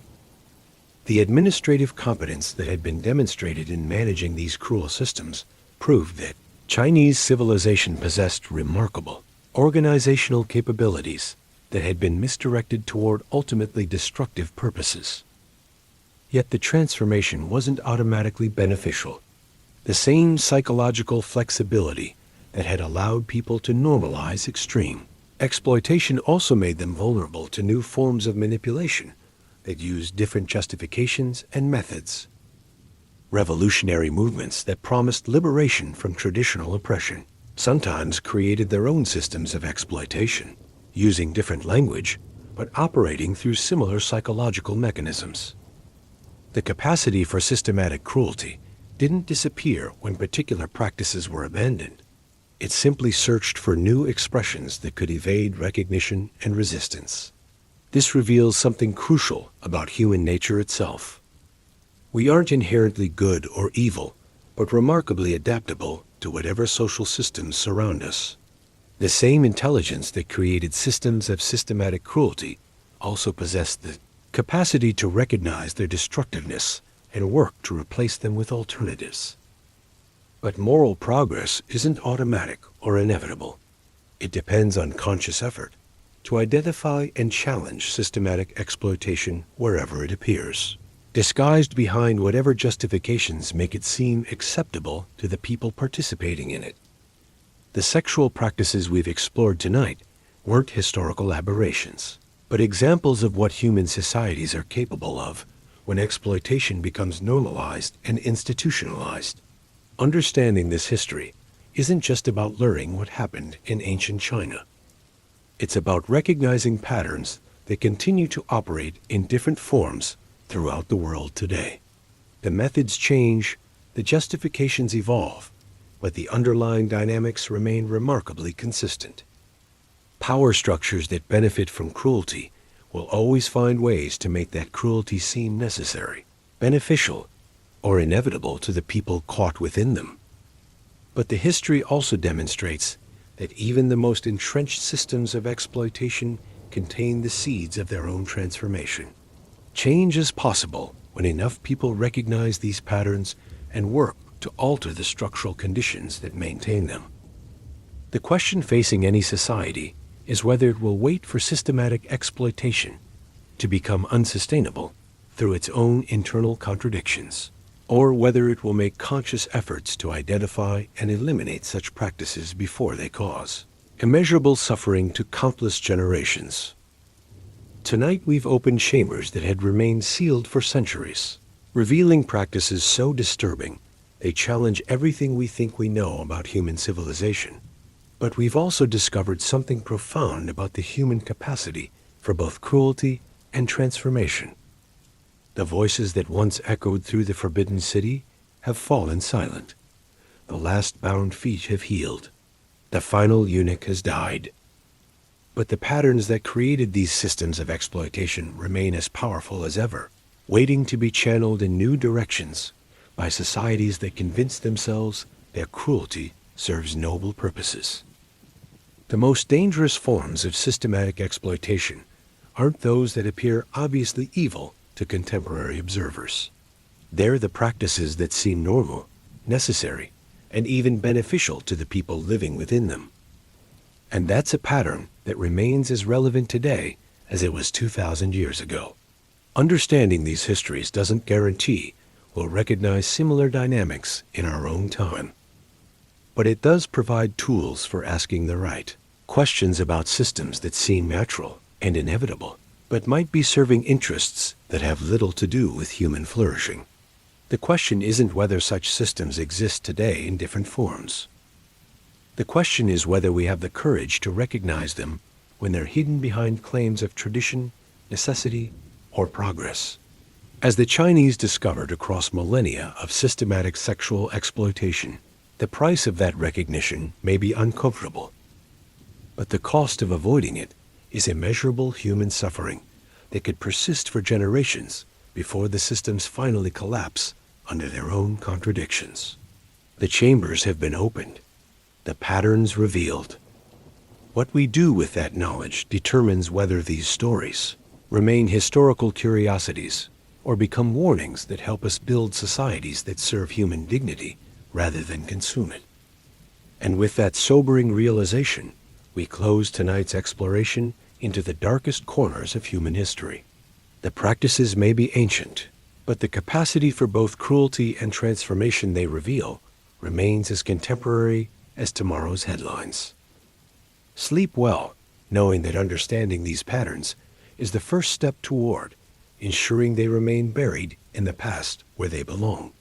But sleep uneasily, remembering that vigilance is the price of preventing their return in new forms we might not yet recognize.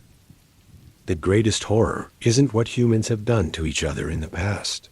It's what we might convince ourselves to do again if we forget the lessons written in the bones of history's victims and the testimonies of those who finally found the courage to speak truth to power.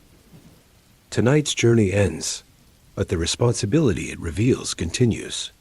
Because in the end, every generation must choose whether it will perpetuate the patterns of exploitation it inherits or summon the courage to break chains that have bound human potential for far too long. The choice is always ours. The consequences are always theirs.